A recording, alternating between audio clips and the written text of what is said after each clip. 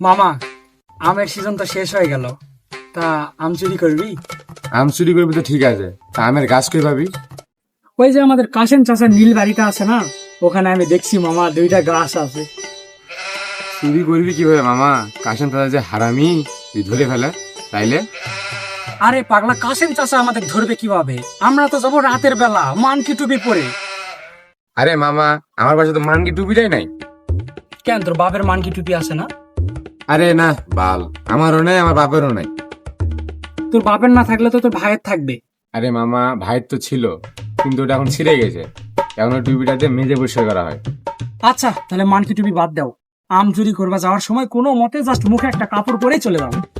ওকে, তাহলে সব ঠিক আছে। এখন আম পাড়তে যাবি কখন? আরে বললাম তো রাতের বেলা। তো রাতের বেলাতে যাবো, ঠিক আছে। সময়টা বলে দে। আনুমানিক রাত 1টার দিকে যাব। তুই শুধু একটা বস্তা নিয়ে চলে আস। মামা সবই তো বুঝলাম, যদি ধরা পড়ে যায় তাহলে?